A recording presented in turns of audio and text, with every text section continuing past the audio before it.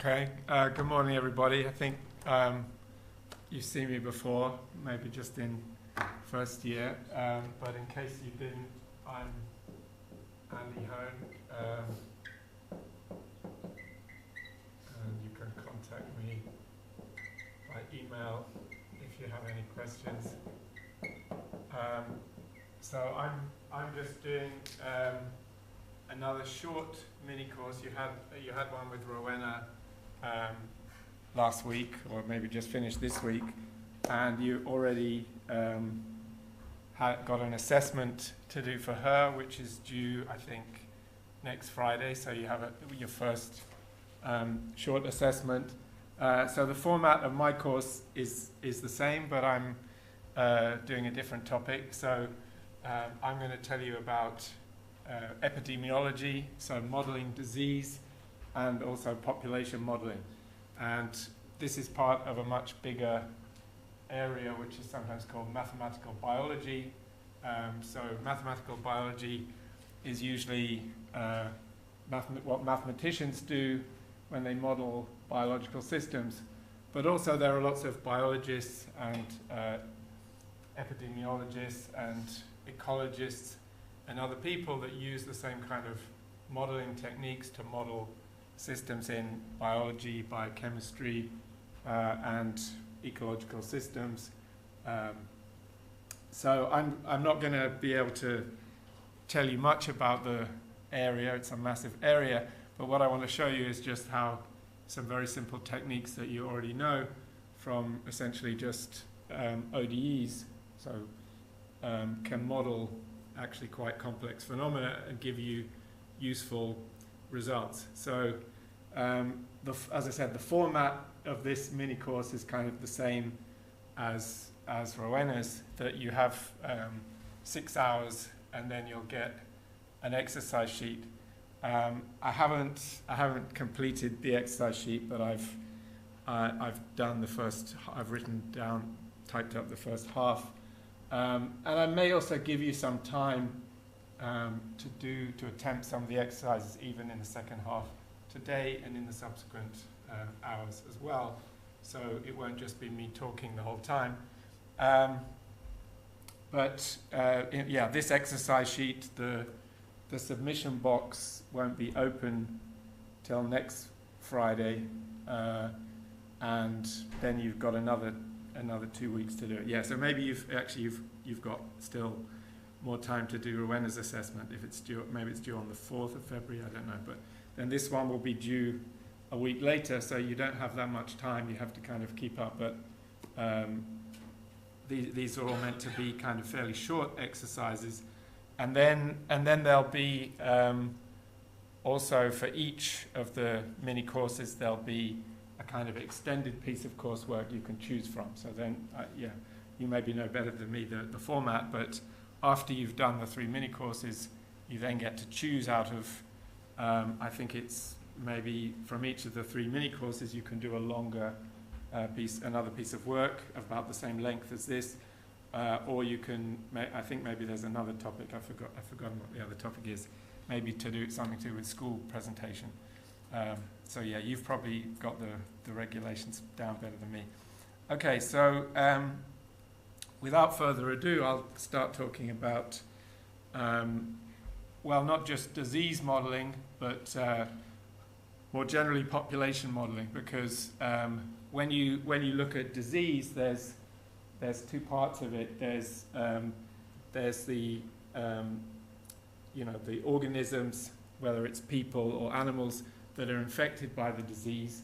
So that's a population of individuals, and you want to look at the dynamics of that, how that changes in time. And then there's also the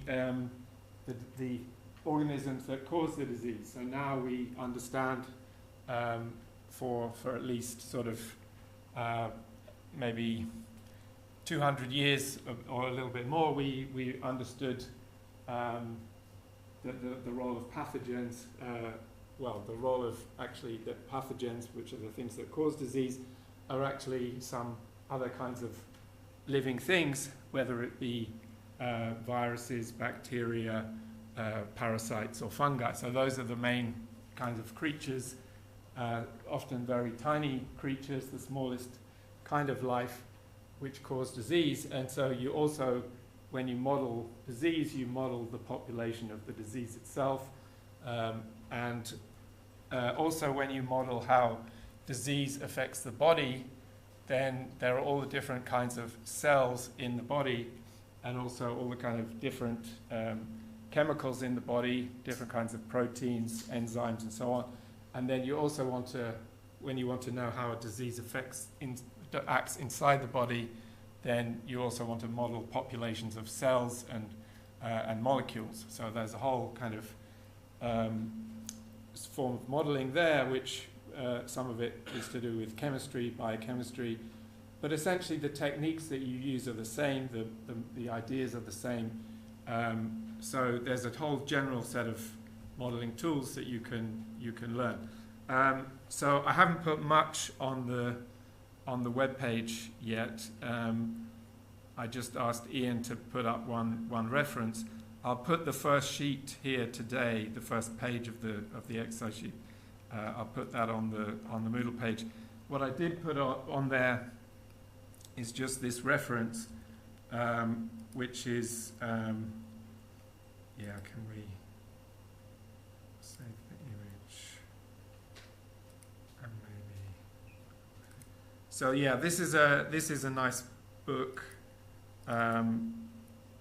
If you really want to learn about this subject, if you're really interested in it. So yeah, as I said, there's an extended exercise. There's a second exercise you can select if you like this topic. But also, this is such a big topic that if you're trying to choose an individual dissertation, then one of the projects that I've put on the list of kind of longer dissertations is related to mathematical biology. Oh, wait a sec. I think when I was doing the video recording, I haven't recorded the screen yet, so hopefully it recorded my voice. But anyway, now it's gonna, yeah, okay, but not too important anyway. So yeah, this there is like a longer dissertation project you could do. The topic that I put is reaction diffusion systems. So the kind of modeling we're going to talk about in this mini course is just using ordinary differential equations, and that's when you're talking about a population of individuals, of organisms in the large, where, if you like, the everything is well mixed, or the density of population is uniform. So the way that the population interacts doesn't depend on where you are in space. So that means you can just treat the population as a whole. That's a common assumption that you use also in chemistry or biochemistry when you model chemical reactions. It's exactly the same techniques that you use, and you just model the total concentration of a molecule in your reaction. It's the same kind of assumption. But if you actually have a reaction that changes in space, or you have a population that has, it's dense in one area and it's sparse in another area, then it's not enough to just model it with ODEs.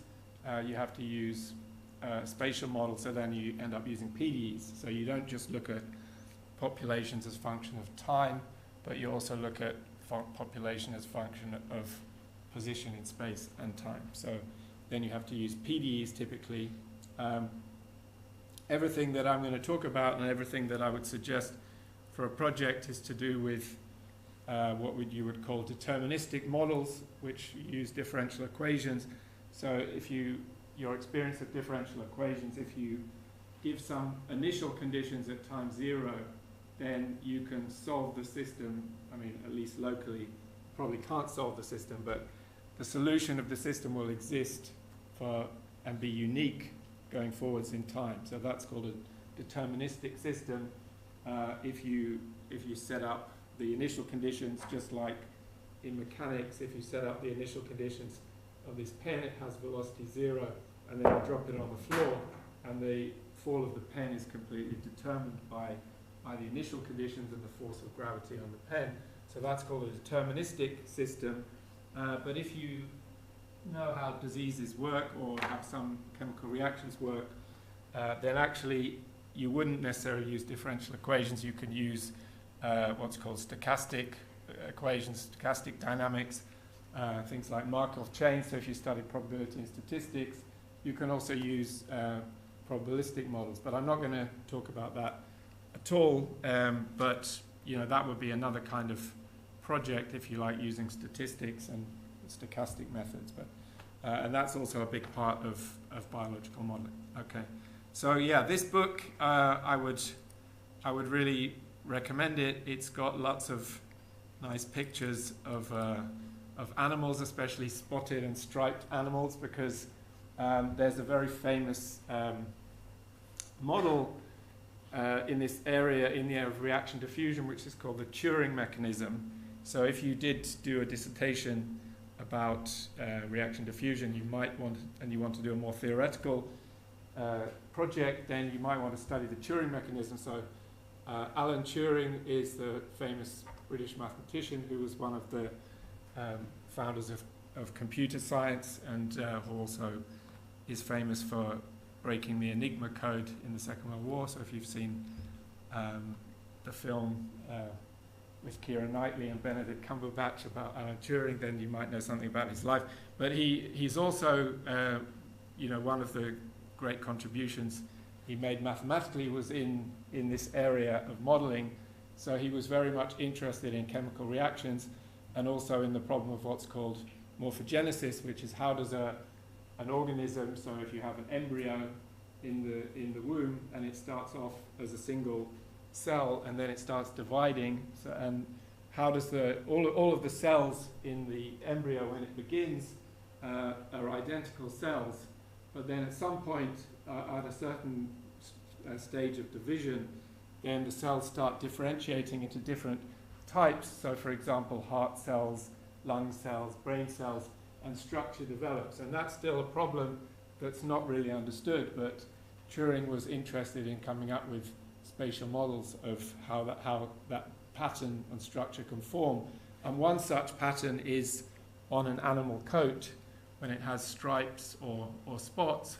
And Turing's model does give a fairly robust explanation for how that can occur due to certain concentration gradients of different chemicals or enzymes in the skin of the developing organism. So that's a very interesting part of mathematical biology. I think that's actually in volume 2 of this book. It used to be one book when I first taught mathematical biology, which is, I have to say it, something like 25 years ago, when I first came here. I was given this course to teach, and I was given this huge brick of a book to read, and so that's how I started teaching mathematical biology, because I hadn't done biology since GCSE, but I learnt a lot from this book, and now it's expanded into 2 volumes. But for this mini course, if you're interested, I would recommend you read chapter 10, which is about disease modeling. So that's a really good, it's quite, the first few pages, there isn't much maths in there. It's all about the history of how diseases have been understood going back to kind of Greek times, and different kinds of epidemics. And it's rather interesting. I was just reading some of it last night, and I guess it was written before COVID, but what he's saying, he's kind of almost predicting that something like COVID was likely to happen just a few years before. So he's not the only person in epidemiology that was talking about epidemics, but in advance. But anyway, it's quite sort of prescient when you read it. Yeah. So if you want to read something, I would heavily recommend this book and chapter 10. But the introductory parts, chapters 1 and 3, about basic modeling, that's kind of a lot of what I'm going to cover in this mini course, and then we'll really pick one particular model from chapter 10. Okay, so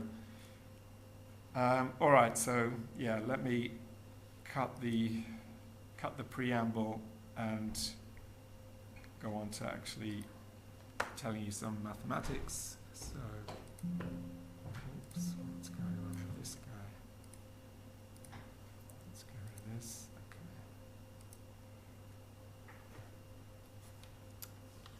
Okay, so hopefully this thing's working.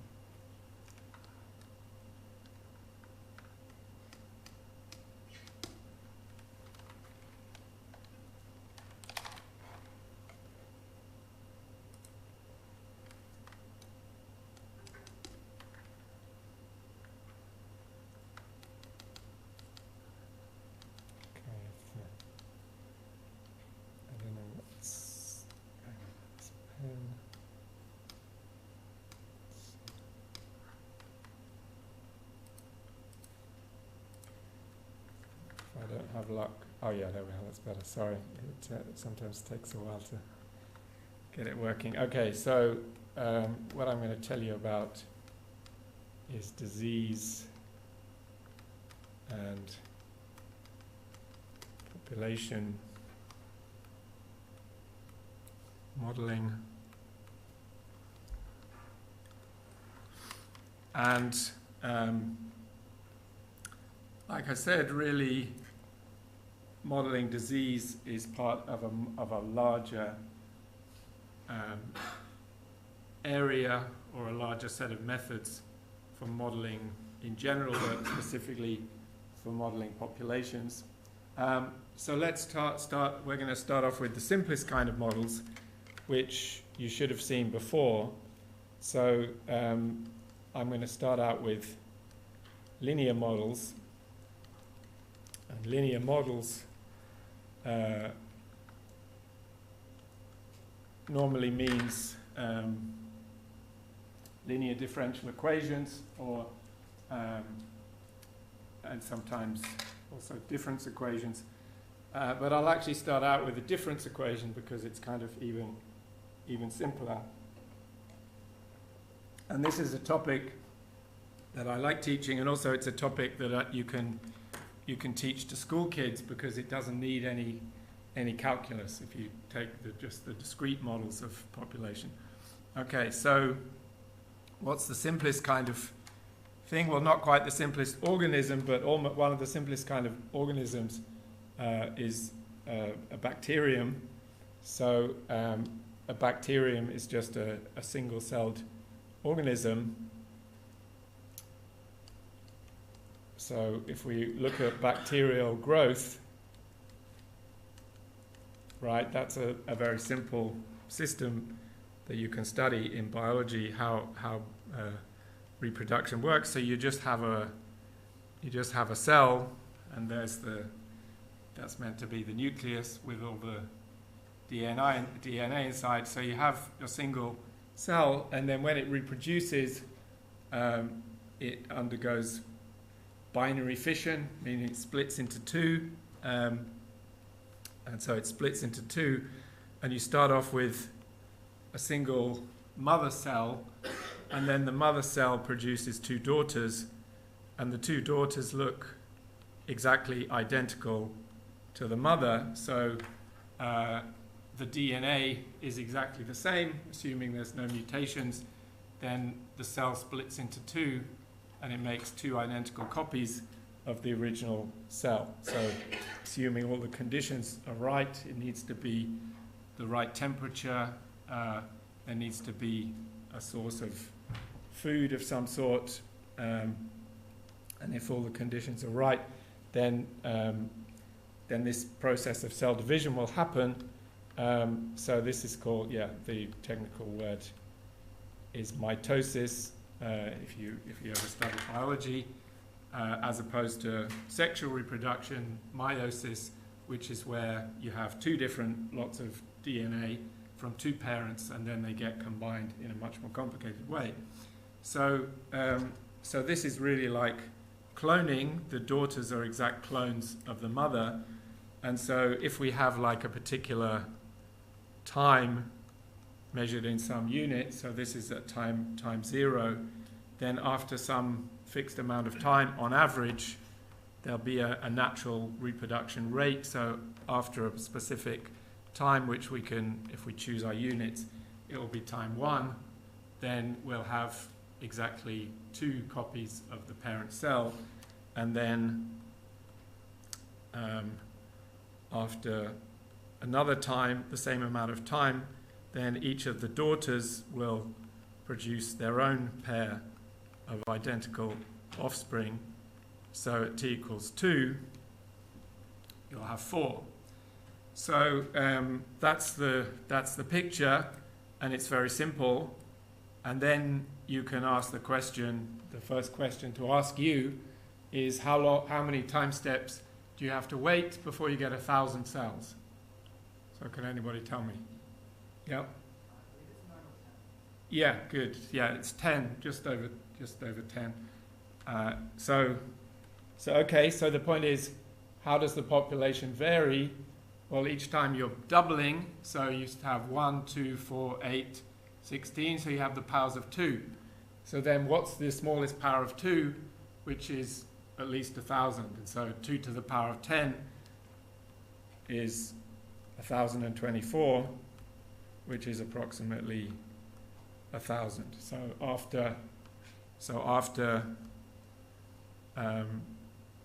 by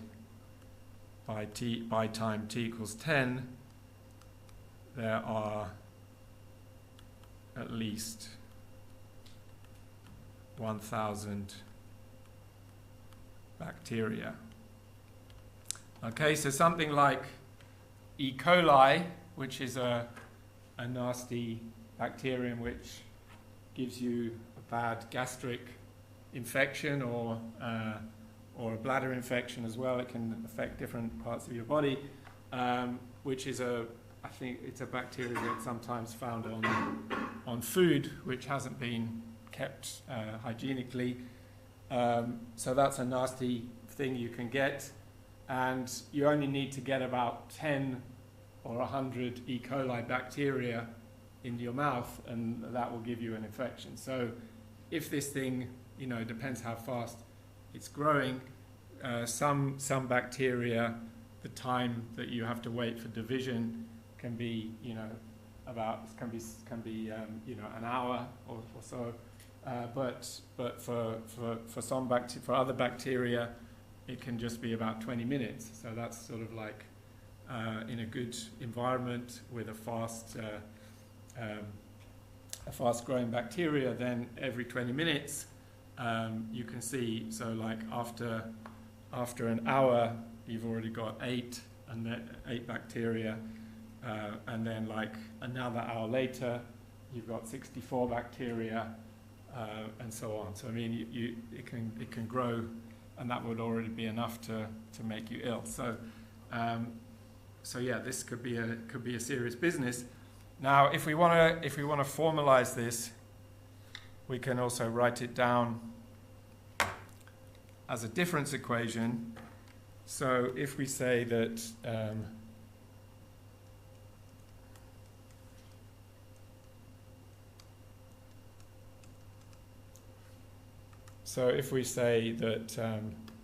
NT is the number, I don't know if you're used to using this hashtag symbol for number, but the number of bacteria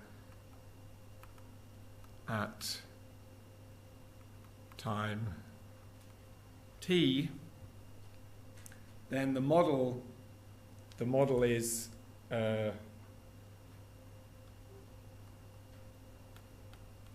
the linear model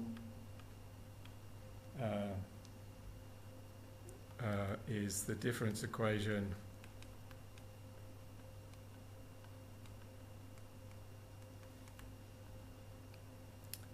so the number of bacteria at time t plus 1 is twice the number at time t, and then this is a very simple equation.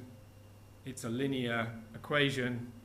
Linear just means that, if you like, all of the variables appear as linear functions. They're not raised to a power or multiplied together. Here we only have one variable.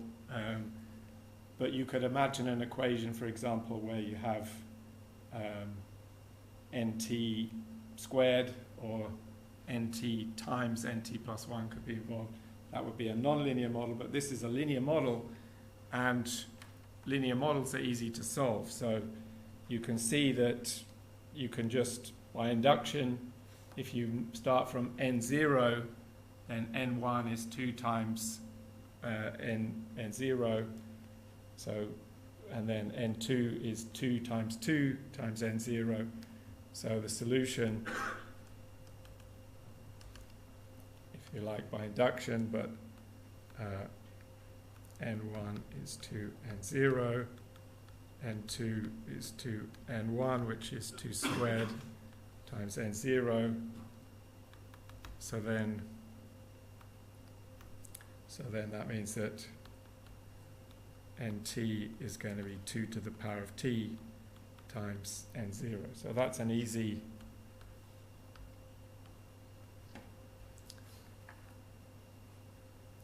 thing to solve. Now you could also look at a slightly more general model.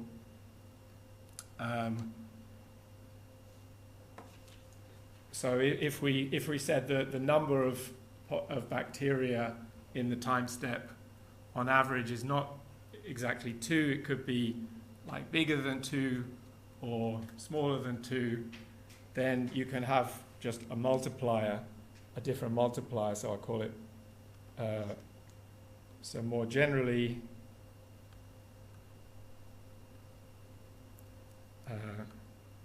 you have a first order linear difference equation. So you could take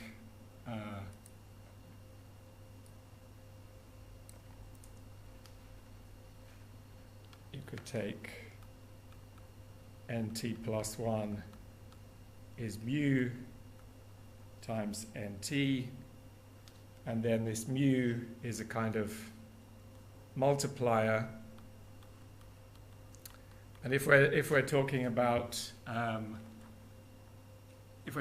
population model, then all of these things, all the quantities have to be non-negative, and then the multiplier also has to be positive. So then for this model to make sense as a population. And so again, you can solve that model in exactly the same way, and the solution is just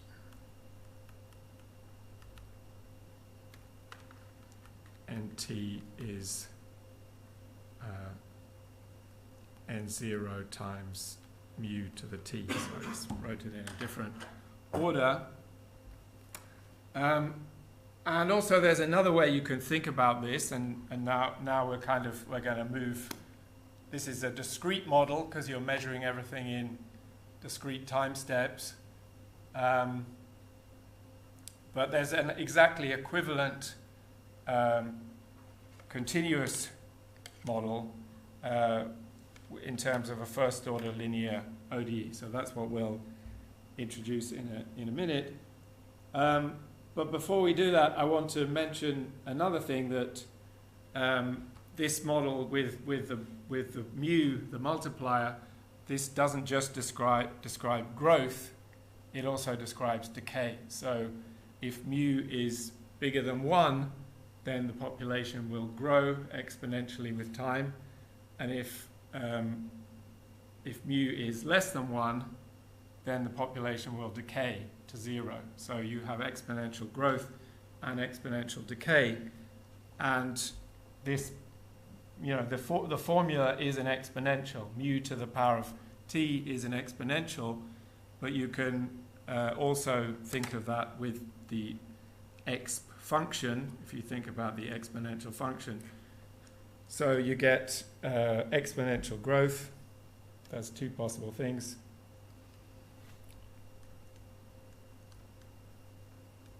So if there's two main behaviors, obviously mu equals 1 is a sort of special case where it doesn't change, but the main types of behavior. Mu is bigger than 1, you get exponential growth.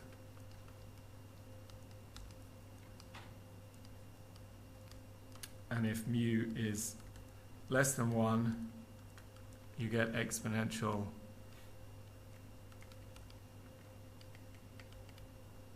decay.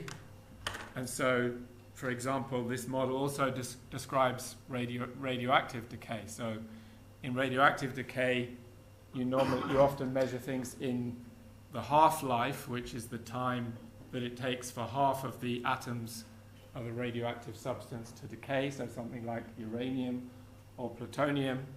And so if you want to measure the number of atoms that are left at some time, then you count the number of half-lives, and then you take, in that case, mu equals 1/2, and then that tells you the number of atoms, nt, at time t. So radioactive decay is described by the same model. Okay, so that's a discrete model and kind of the simplest population model you can describe. But you can also think of this in terms of an ODE as well, because we've thought of just measuring the time in discrete steps. But, so yeah, I don't know if, let me see, let's freeze that, and then maybe see if I can do this.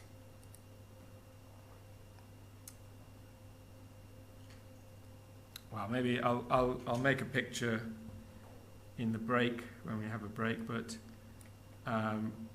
you can think about what the picture would look like here. So so in the case of case 1,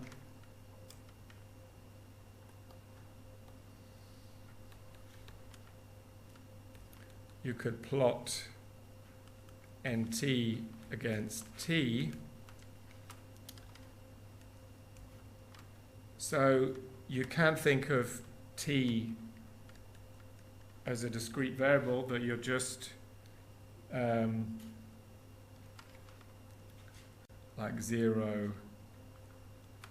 I'm going to run into problems with my scale soon. But anyway, so you start out at n0, your initial population, and then it I'm not going to show it on the, I'm going to have to change the scale, but it's going to double and then quadruple and so on. But anyway, the shape of the graph is going to be, let's do it like this.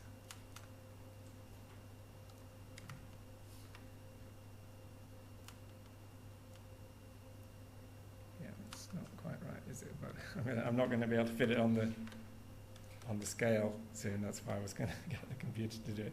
But anyway, the point is that this plot that I've drawn is just a discrete set of points. Let's do it like that, okay? And then the number 5 is not going to fit on my scale. But the point is that what are we plotting? We're plotting n0 mu to the t, and that's not just defined for integer values of t. You can also think of that as n0 times e to the power of t log mu. So that's really an exponential function, and it's defined for all real values of t. And really, if you want to define mu to the power of t, if mu is not an integer or rational number, you really need to use the exponential function and the logarithm anyway. So you need to use some kind of limiting process.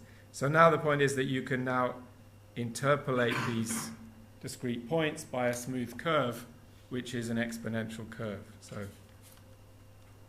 that's the picture.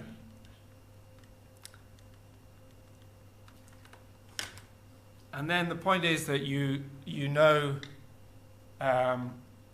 when you solve linear ODEs, you exactly get exponential functions as well. So there's, in the case of linear models, there's not a huge difference between the continuous case and the discrete case. You can smoothly interpolate between the discrete points with a solution of a continuous model, and the continuous model will be an ODE. So if you like, there's a sort of equivalent continuous model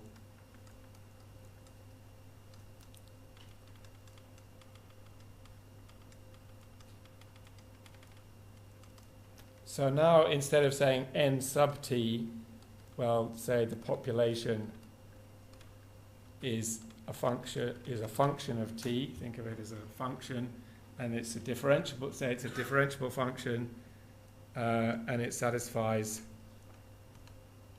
a first order linear ODE. And what does that look like?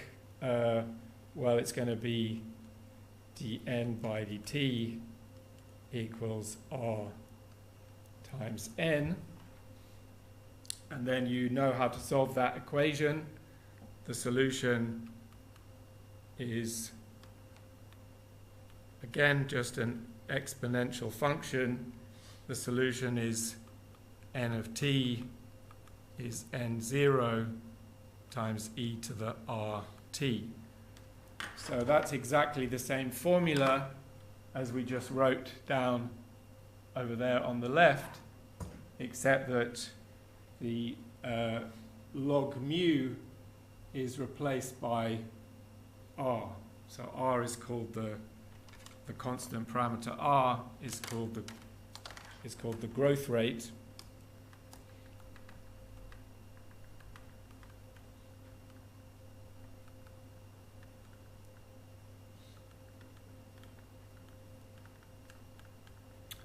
And it really is a rate because it's measured in units of 1 over time. So if you measure time in seconds, then r must be measured in per second, 1 over second. And the point is that that combination r times t has to have no units. It has to be what's called dimensionless. So that means that r has to have, if you like, the inverse units of time, which means it's a rate, so something like number per second. So this is equivalent to the this is the same as the discrete model, same solution.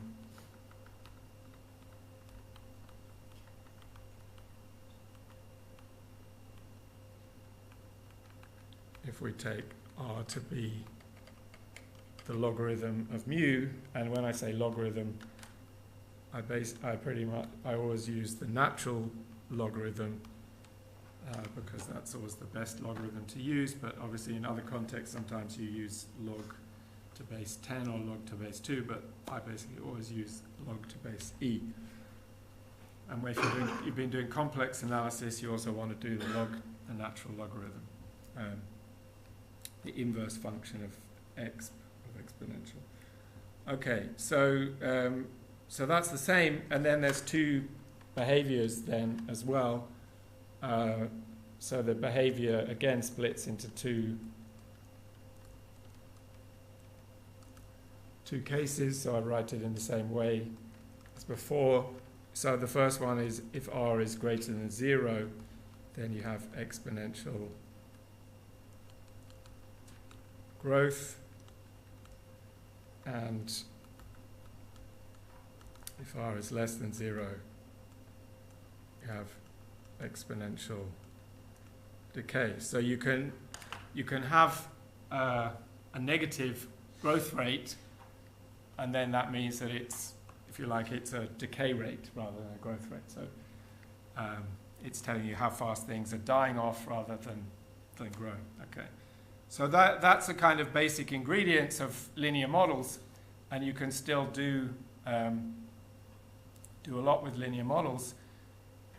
So maybe after the break, I'll let you look at the first question on the sheet, which is kind of recapping the biology, the bacterial biology. But there's a question about this kind of model. So what's a limitation of this model? So if we go back to the case of the, say, bacteria growing, then what can go wrong with that model, right? So say that we had the case where mu equals 2, the case that we had right back here, where the bacteria are splitting into 2. So this is what we started with. So we said, like, after 10 time steps, there's 1,000 bacteria. So if you wait another 10 time steps, there's going to be more than 1 million bacteria. But why might that be unrealistic? Like, what can go wrong with that model? Can anybody think of anything that could go wrong? So assuming, why might it be wrong to assume that the bacteria are just going to keep on dividing in 2 every say hour or something? What could go wrong with that assumption? Anybody? Yeah? Yeah. That's a good point. Yeah. So one thing is it might have insufficient space, but there's other things you could think of. So not just the space could run out, the food could run out. There might not be enough food. There might be waste products from the digestion of the bacteria, which would mean that they poison their environment. So then they don't grow as fast. The temperature can change. So these are the same kind of issues that we face when we think about the human population and things like climate change and natural resources, and what population can the Earth support. So there is a book that was written, I think, about 50 years ago, called something like "How Many People Can Fit on the Earth" or something, and it's just like a simple study, but there's space, as you said, and there's space and food and resources and temperature and all kinds of things, and it's the same for us just as it is for bacteria. So one of the things that I'm asking you to do on your exercise sheet, if you were looking at it before, is also to look at human population growth over, say, from the last century or so, and look at some data, and then see what a basic model would predict. So that's just a small exercise you can do. So the point is that just using linear models is very restrictive and not realistic for modeling populations, because all that can happen is either the population explodes, so that's exponential growth, or it just dies out to zero. There's nothing in between. So there's no kind of possibility of equilibrium, of some kind of steady growth or slower growth, or some situation where the population can naturally reach a sort of a sustainable level. So you can't do that. You can only do so much with linear models. So when you're in epidemiology, like for example in COVID, when people were tracking the spread of COVID, they were measuring this number called R0, the basic reproduction rate of the virus, and we'll come on to that later on when we look at a particular infection model. But the point is that you can sort of track on a small time scale. You can track like a linear growth rate of how likely something is to reproduce, and you can do that with populations. And in ecology, that's what ecologists do when they measure animals in a particular ecosystem. They often measure a lot of linear growth rates and work out what's called the community matrix, which is the local growth of all the populations in the ecosystem of all the different plants and animals. But in the long term, that's not a good model of an ecosystem, because you have things like predator, prey, which affect each other, and they will cause the populations to maybe grow in one time and then decay at another time. So that's why you can't just use linear models, you have to use nonlinear models. So that's what we're going to start talking about next. So I'll just maybe talk about nonlinear models for 5 minutes, and then we'll have a break, and then maybe you can try doing the exercises for a bit, and then we'll maybe do a bit more of nonlinear models. So okay, so nonlinear models. So if we just say we have a single species,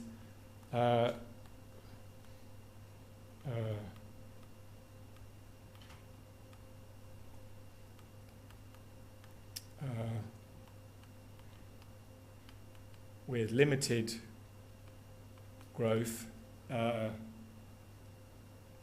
then the simplest model is called the logistic model. So it's called logistic growth.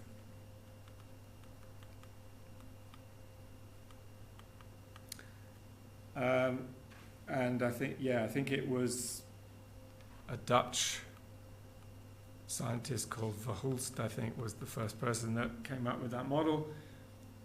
So if you contrast that with a linear equation, then the model looks like this. So I'm not going to do the kind of general derivation, and you may have, if you studied ODEs before, when you studied ODEs before, you might have studied this model because it's very simple. So it just looks like this. So now the point is that let's call this function f of n. I'm going to use that notation a bit more later on. So f of n, if we multiply it out, it's equal to r times n minus r n squared over k. So it's a quadratic function.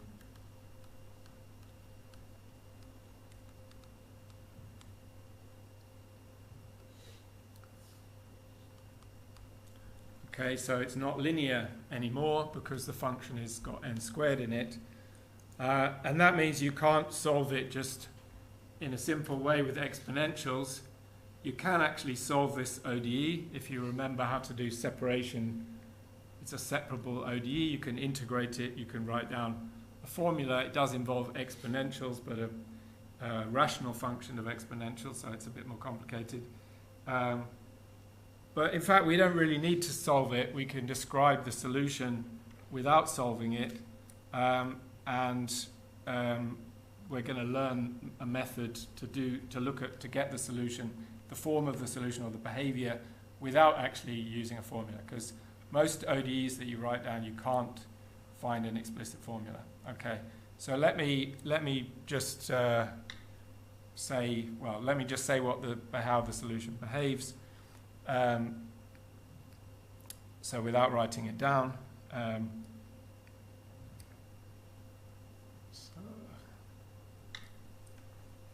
So the equation, first of all, the ODE has two terms on the right-hand side.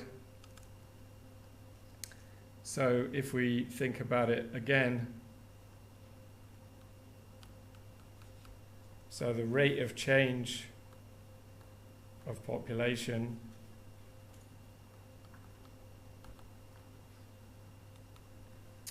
is the thing on the left-hand side, and the right-hand side has got this r times n minus r n squared over k. And so this term is linear, so this is just ordinary linear growth. We'll assume that r is greater than 0, so it really is growth. And also k is going to be positive as well. And so this is going to be like competition between individuals. So it's competition caused by interaction between individuals in the same population. So imagine you've got a population of people, of n people, and your chance of meeting anyone in the population, like in this room, is the same. So if you're kind of well mixed in your environment, you're walking around the room, then the number of different interactions between, what's the number of different interactions that you could have between pairs of individuals? Can anybody tell me? If you've got n people, what's the number of possible pairs of interactions that you could have? Well, it's just the binomial coefficient, n choose 2. Yeah? So n times n minus 1 over 2. So the binomial coefficient is a quadratic function of n, and so the number of possible pairwise interactions in the population is quadratic. So if you just take a linear growth and then you kind of add take off a penalty for pairwise interactions, then the natural thing would be to subtract off something proportional to n choose 2, so something quadratic. So if you rearrange that, n minus 1 over 2 has got a square n squared and an n bit, so you can always just lump the n bit with the n in the front, so you'll get a model like this. So number of pairwise interactions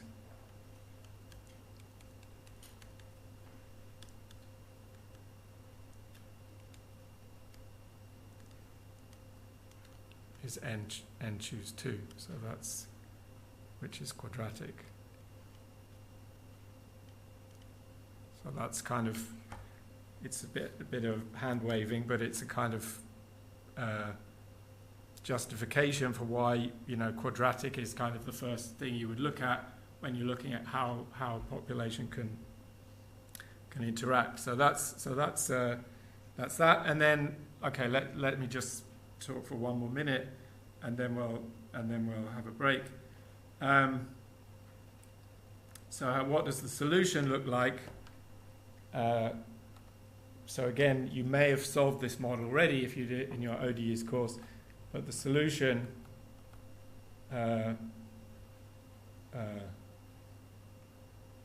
behaves like this. So if you plot the graph again of n against t, then the number k is very important. So I didn't say it, but k is a positive number, which is called the carrying capacity. And so again, you start off with like n0 down here, let's say, and then what happens is that the population, at least if you start below n0, the population will asymptote towards the carrying capacity. So so we saw for exponential models, either the population goes to infinity, n of t goes to infinity, or it goes to 0. In this case, n of t goes to k as t goes to infinity, and k is called carrying capacity. So it's like the natural capacity, the natural equilibrium level of population that the environment can support in the system. So that's what it means. And if you want, you can solve the system. So if you're interested to actually work out the formula, you can go and sit down and solve that equation. It will only take you about 5 minutes, and then you can prove, analytically that's the case, that will be the limit. Okay, so if you want to do that, you can do that. But after the break, we'll see a method to get this kind of picture, but without actually doing an analytic solution. Okay, so let's have a break for about 10 minutes, and after the break also you can start looking at the sheet. Maybe I'll put it on Moodle now as well. Okay. So till about 5 past we'll start again.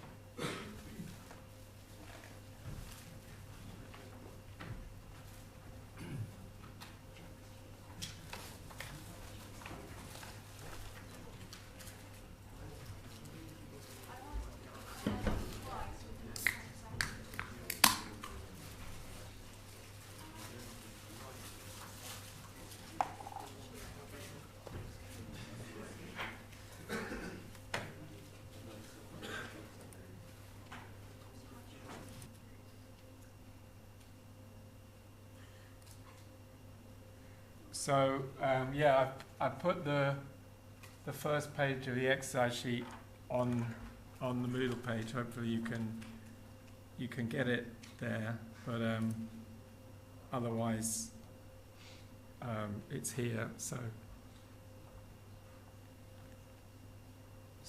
I just like let you spend about 15 minutes you could try question 1 or the first half of question 1 and just see what you can write down, or you might also want to look up the world population as well, because that's what you have to do for part C and D. So you could go and look at a website. I've given you one website, but there's quite a few websites where you can get this information if you're interested. So yeah, just spend about 10 or 15 minutes looking at the first question and see what you think. You can also try solving this ODE as well if you are interested to try, and then after in the second half of the hour I'll show you a method to kind of see what the solution looks like without actually solving it, because that's a kind of more useful technique in a way if you haven't seen it before.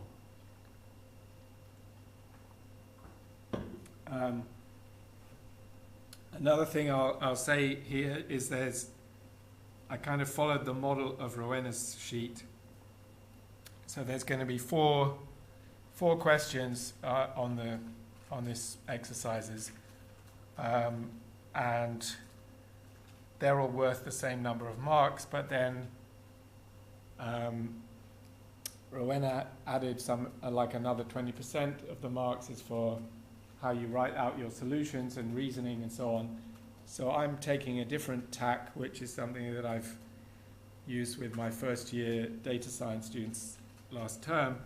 So for some of your assessments, you're not allowed to use AI. For some of them, you're allowed to use AI.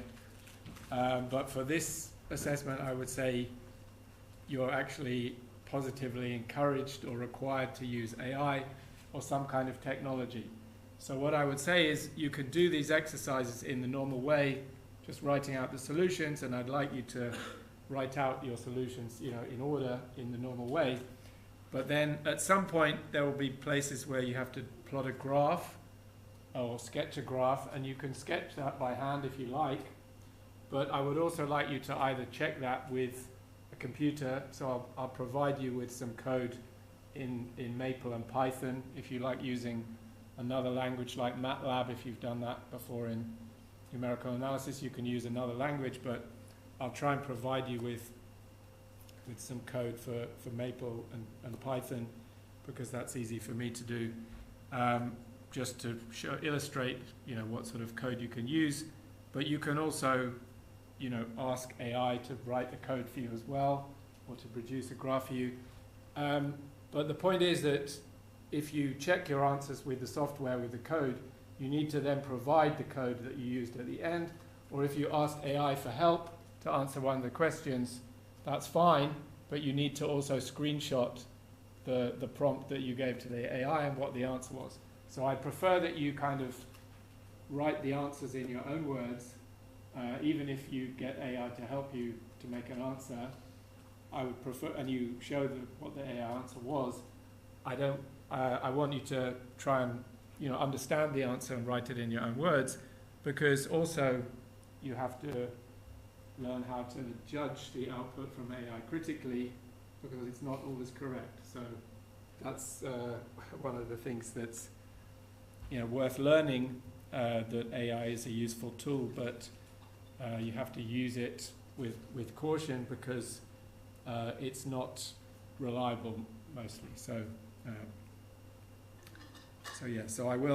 I'll give some more instructions for question 5. Will be some more instructions about adding computer output, AI output, and like software code and references. Any references like web pages or books or anything you use, just add them at the end. So that's kind of getting into how you should present material for projects. So if you like, question 5 is a kind of little appendix to the end of your solutions where you show all the tools that you use. That's kind of, so you get 20% of the marks for showing what you did to get the answers, right? So, okay.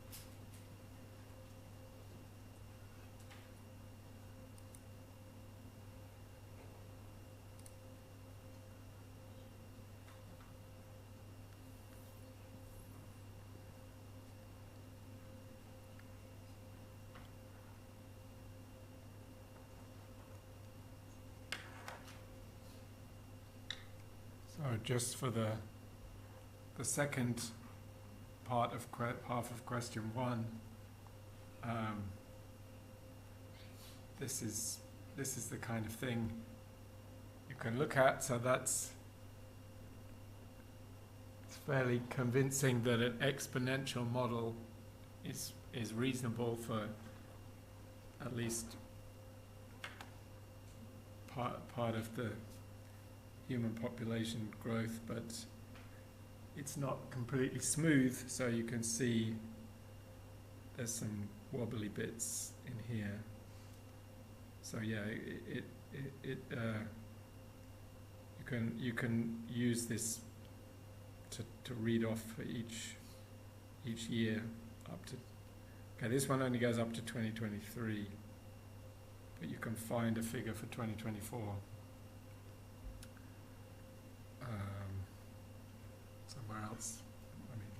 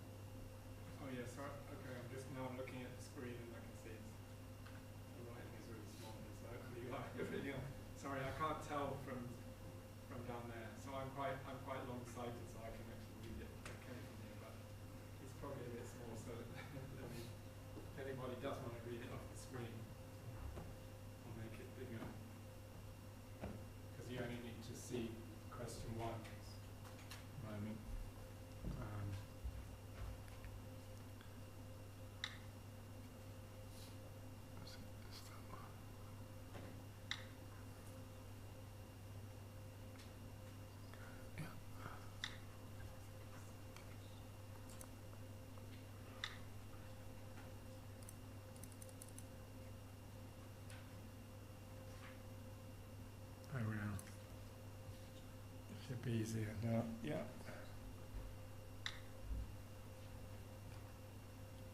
Well, if you read what it says mitosis. So we started off discussing mitosis in others. So that's the model we should use. So as simple as possible model. So this question is really about very simple models, like write out the simplest model you can, as we discussed. But the simplest models are always just exponential growth or decay with linear equations. So that's what we need to use.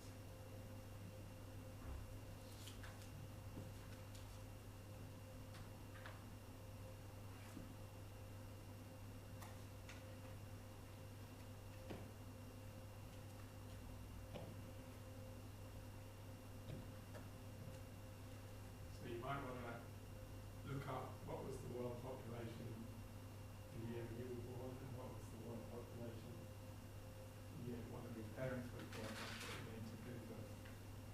That's what you see. And then you need to use that in your model.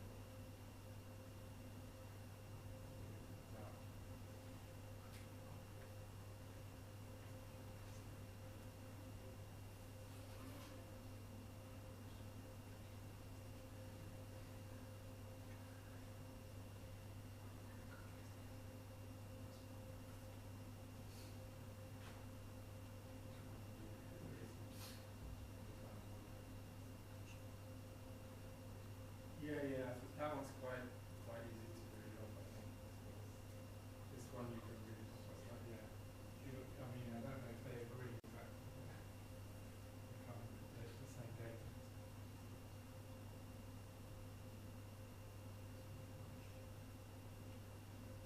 All right, you got any questions? No?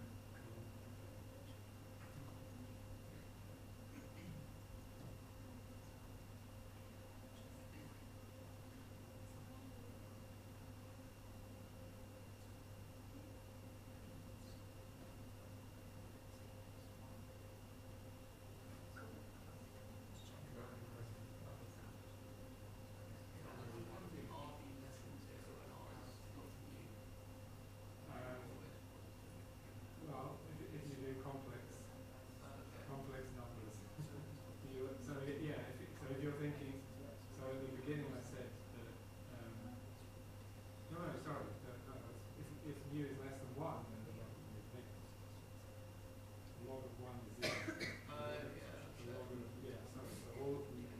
This works for real, all positive real mu. You can take the logarithm, and the logarithm goes from minus infinity to plus infinity values that it takes.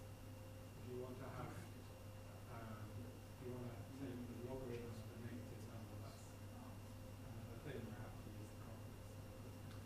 Have you done that with yeah? You've done exponential.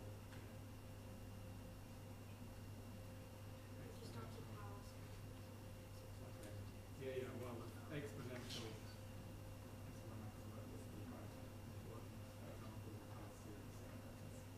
Yeah.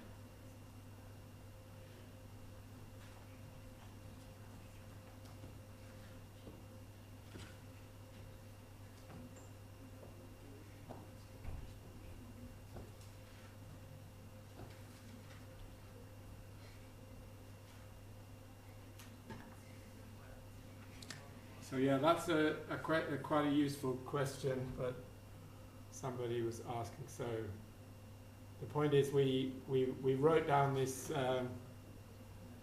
discrete model with a multiply mu, and as I said, if you're talking about a population, then mu should be a positive parameter. If it's 0, it's not very interesting, so we might as well take a positive parameter. And then I said when you compare that with sort of equivalent differential equation,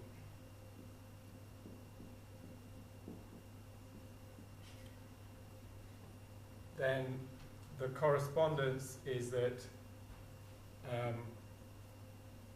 r is equal to log mu, and then we saw that there's two different cases of behavior, and the first one is growth.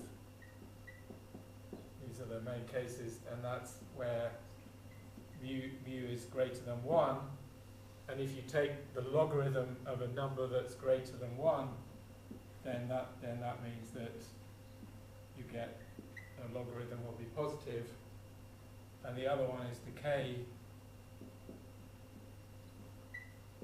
It's when mu is negative, and that's the same as, sorry, not negative, when mu is less than 1, and that corresponds to negative growth, which is decay. So when you take the logarithm of a number that's smaller than 1, you get a positive number that's smaller than 1, then you get a negative logarithm. So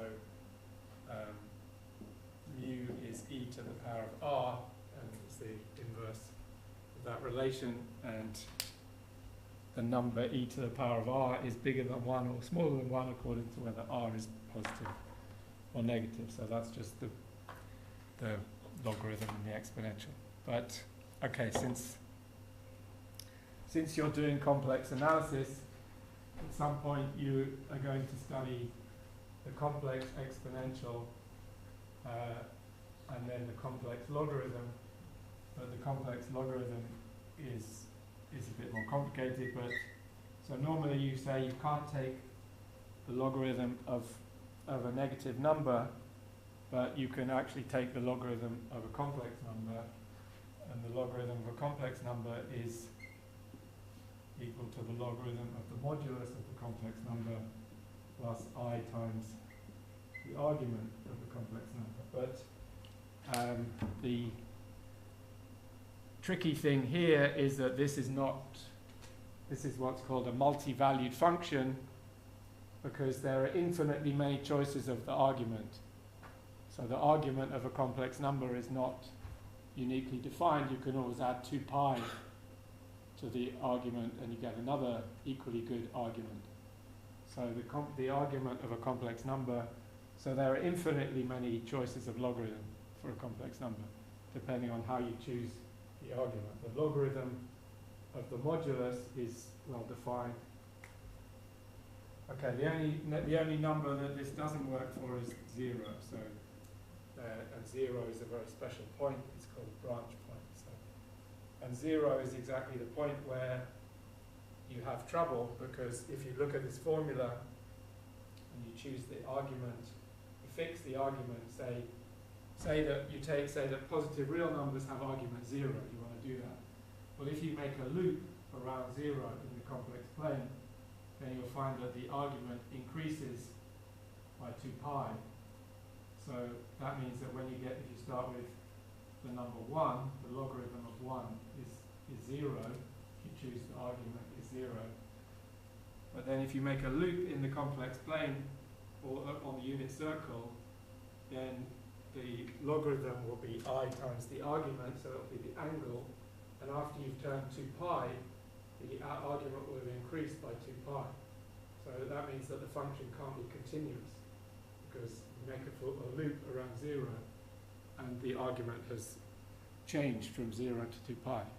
So that's why this is a kind of something funny is happening with this function at 0, and it's not really a single function. So you have to take a choice of argument, and then if you like cut out a line from the origin, and then if you cut out a line, a half line from the origin, then you can have a nice continuous function, and also a differentiable function. So it's still true that the complex logarithm, if you pick a choice of the logarithm, then the derivative is equal to 1 over z.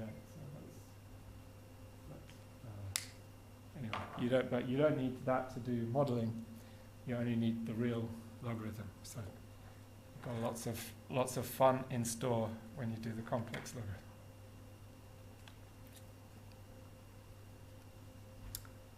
Okay, so after a sidetrack in logarithms and complex numbers, let me show you the last 25 minutes. I'll talk about how to understand population models, so nonlinear models, like this one. How to get the behavior without actually solving. So in the break, I also put this into Maple, because Maple can solve this, and you should be able to solve it. But anyway, if you're lazy, you can ask Maple to solve it, or you can ask AI to solve it, or whatever. And so that's the solution. So you just put in the differential equation, and it's an easy equation to solve because it's separable. So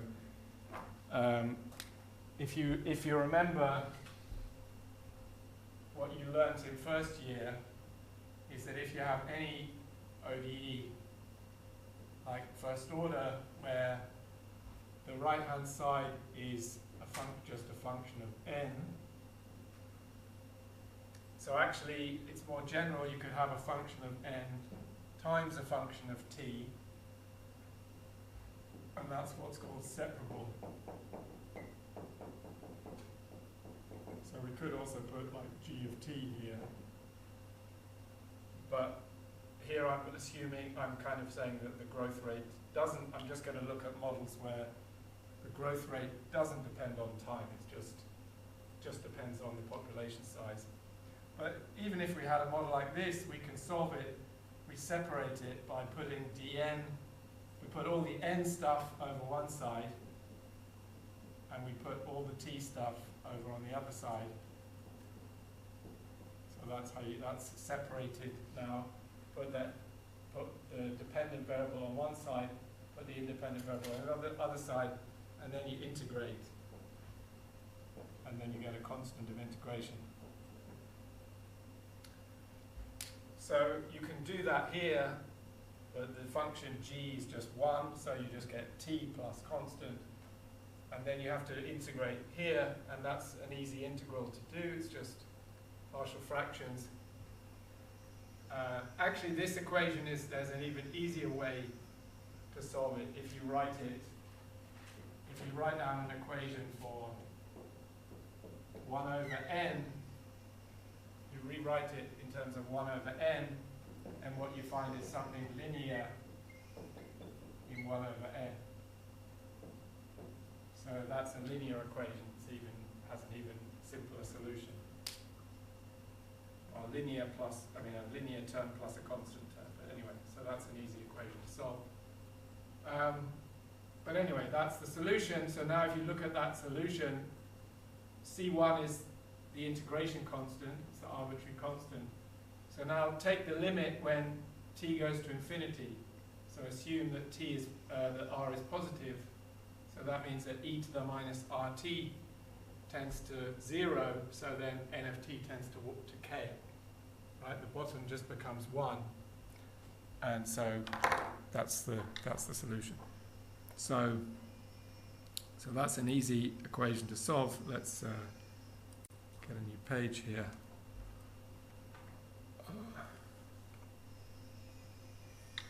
Oh, I didn't want to do that. I had to freeze the other one.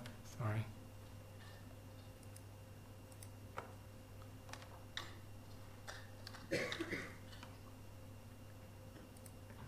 Oops. Yeah.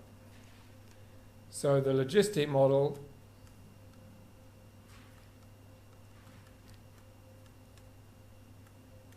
has an exact formula for the solution,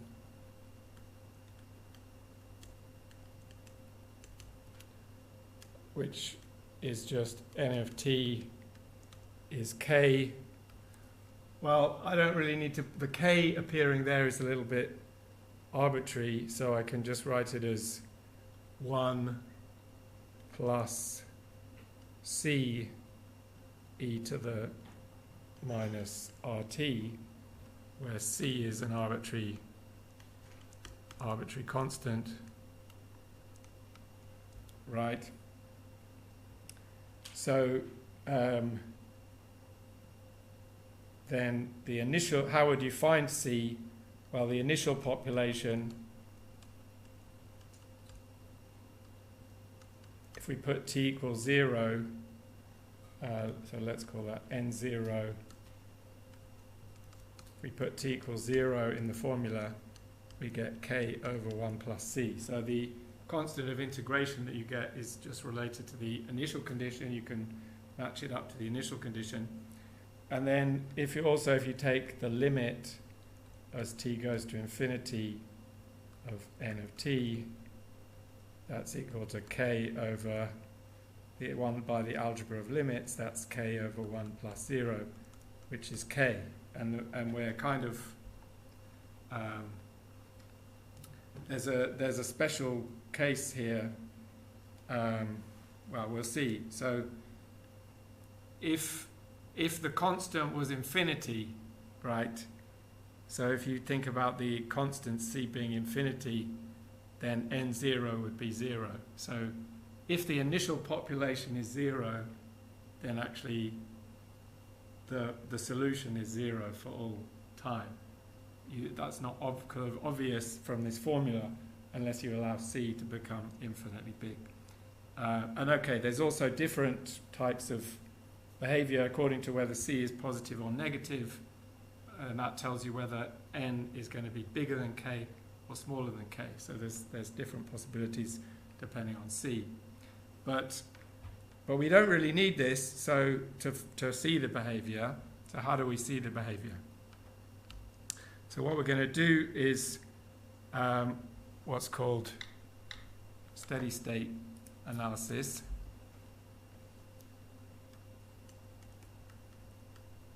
So I don't know if you've seen this before, but this is a very general technique which works for ODEs, difference equations of any order, linear, non-linear, it doesn't matter. I mean, linear is kind of simple. But the idea is that we approximate the equation by a linear equation. So we find, the idea is where we find the equilibrium states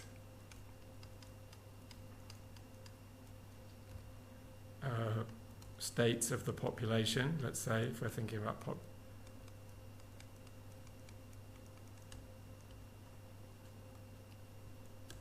and then approximate by a linear equation near to equilibrium.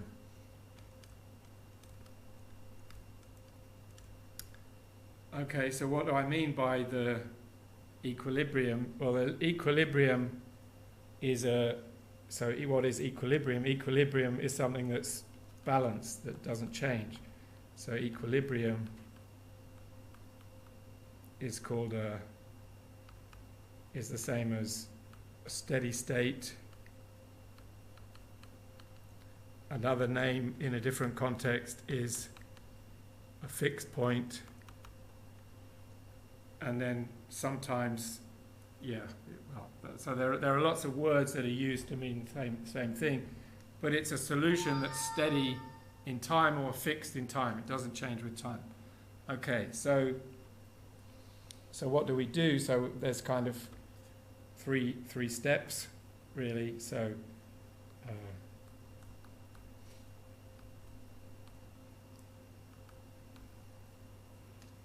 step one is find all the steady states.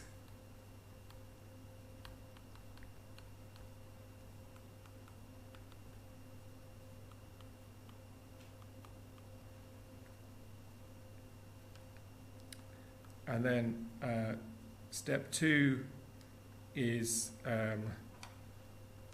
differentiate at the steady state so maybe differentiate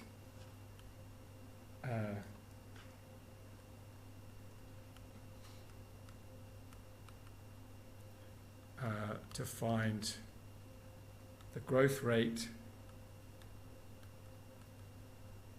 near each steady state.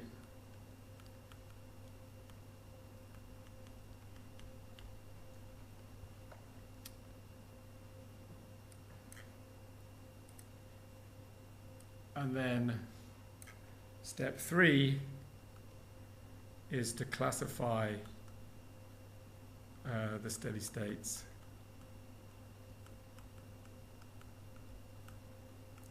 as stable or unstable.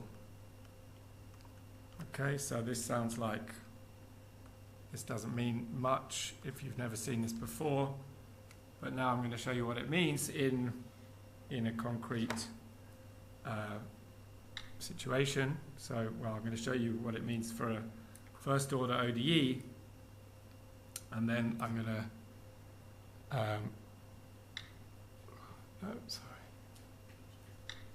and then I'm going to show you what it means for this particular logistic model. Okay, so if we have a first order ODE,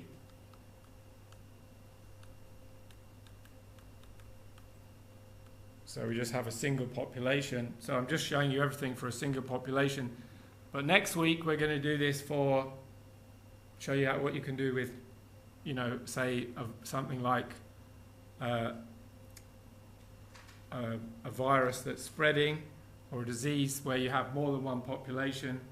So we'll mainly do the case of 2 populations interacting, but the method works exactly the same. Once you understand how to do 2, then it's easy to do it for n arbitrary, sorry, well, n, I've used n for something else. Here's n, but a different, an arbitrary number, an arbitrary integer number. Okay, so let's just say, I'm not going to say what f is. It could be the function that we did for logistic, but it could be just any function of n, and then we're going to do the analysis and then show how it works for the logistic model. So what's step 1? Well, the steady states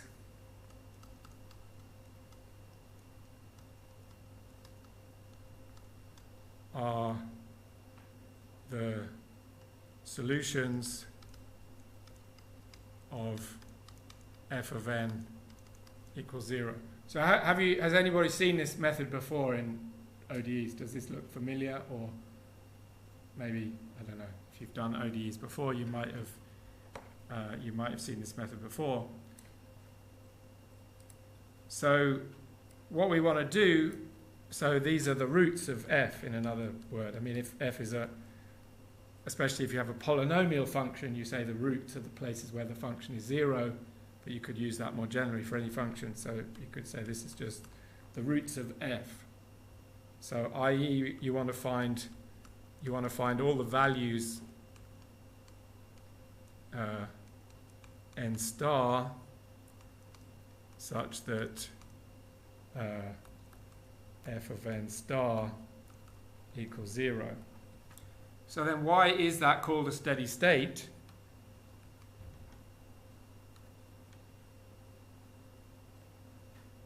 Why is that called a steady state? Well, the solution of a differential equation can be defined from an initial condition. So what happens if you take the initial condition to be n star? So suppose that, so just to explain, why is it a steady state?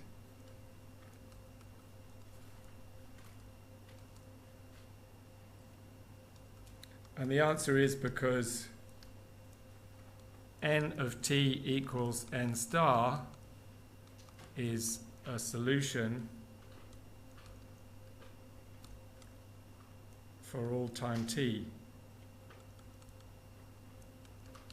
So it's a constant solution, right? So if you find a value of n which makes the right hand side 0, then the right hand side is 0, of that equation. But if you differentiate a constant with respect to t, then you get 0. So the left-hand side is also 0. So being a solution for a function of t to be a solution of a differential equation, it means if you plug it into the left-hand side and you plug it into the right-hand side, then those two functions of t are equal. And here the function is 0 on both sides. So the function of t on both sides of the equation is 0. So it's a constant solution. So that's why it's called steady. It doesn't change with time. It's or a fixed point as well. It's fixed in time. Okay, so that's a steady state. And then now the next step is to differentiate and find the growth rate. So step 2,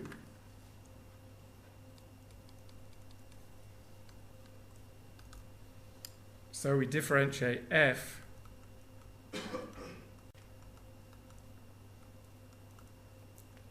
and evaluate at n equals n star for each steady state.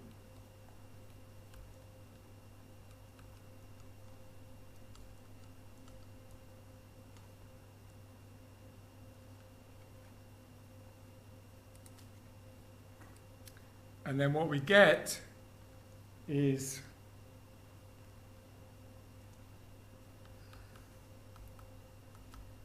so we differentiate f and we get f prime of n star, and that's called the growth rate at n star at that particular steady state. Okay, and then finally, the final step, which I wrote down, is to then classify the steady states as being stable or unstable. So then the idea is, if the growth rate is a positive number, then the solutions are going to grow away from the value n star. And if the growth rate is negative, then the solutions are going to decay and towards n star. So the idea is stable means, well, the second case is stable, means that the solution, any solution that starts nearby to n star is going to tend towards n star as t goes to infinity, and the opposite, stable, when the solution is is near to n star. If the growth rate at that point is positive, then the solution is going to grow exponentially away. So it means if you start near to that point, you move away. So that's why you say it's unstable. It's an unstable equilibrium. So this last step is to classify the steady states.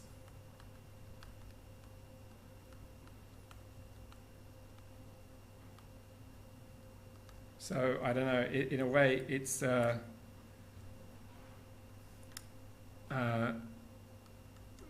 so if I'll do it unstable, stable. So if lambda equals f prime of n star is greater than 0, that implies n star is an unstable steady state or an unstable equilibrium.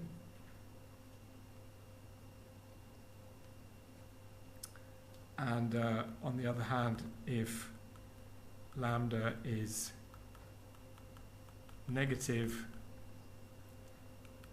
then we say that it's a stable steady state.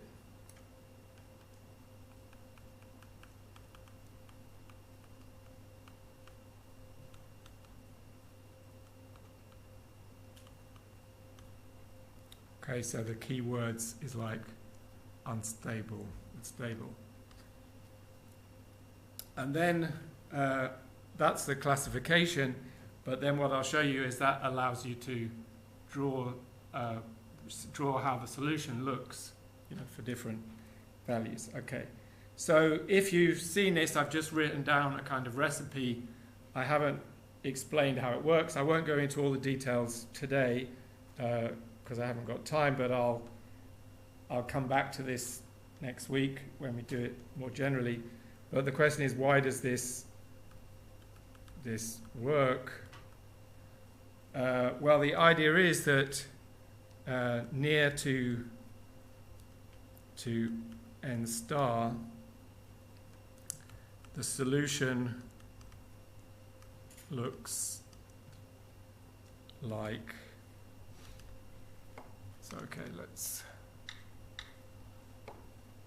so the idea is that we're approximating the solution.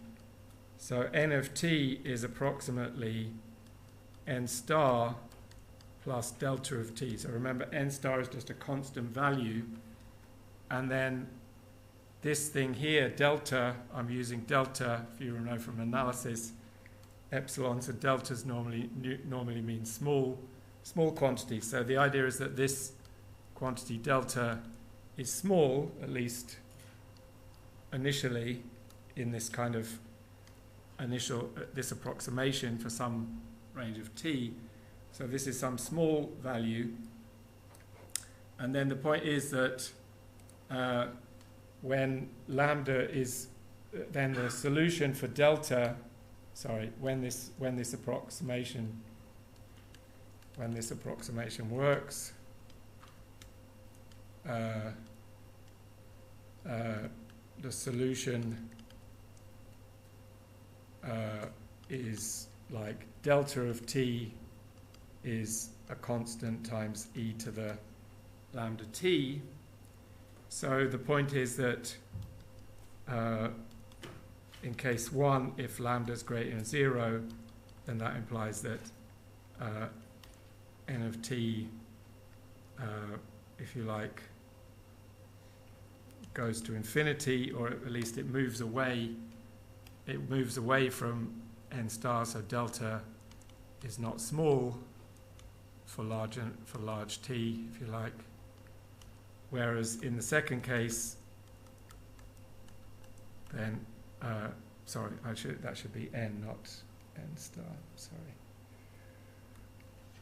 that should be n of t. But in the second case, n of t tends to n star. So it's just you're adding on an exponential of lambda t. If lambda is positive, that's growing away from n star. If it's negative, it's decaying. Okay, so now let's do this for the logistic model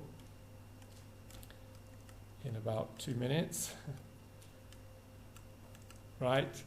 So we've got dn by dt is r times n times 1 minus n over k,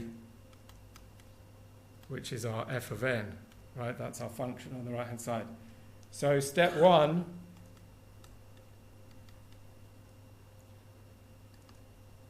we want to set f equals 0, then that tells us that r times n times 1 minus n over k equals 0. So that tells us that either n equals 0 or k. Those are the two roots of that. It's a quadratic function, so it has two roots. So these are the two steady state values. There are two steady states.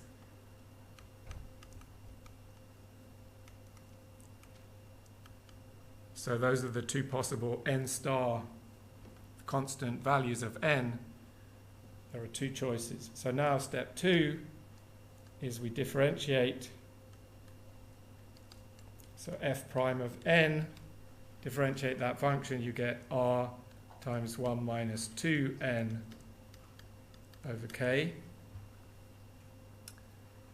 So now we're going to find the eigenvalues, the growth rate values. You can think of them like eigenvalues.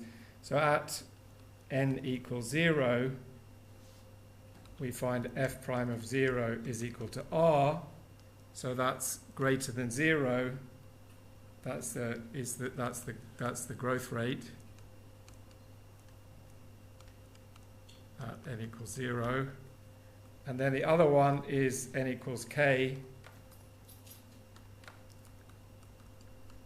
then f prime of k is equal to, we've worked out the function, so it's just equal to minus r, which is negative, so that's the growth rate at n equals k.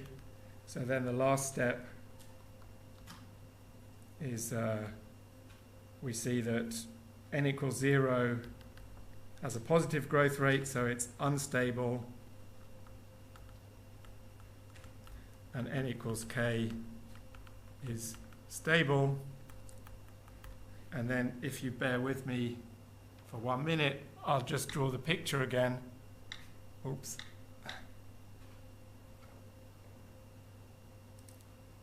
So the picture, sorry, let's go back to that one.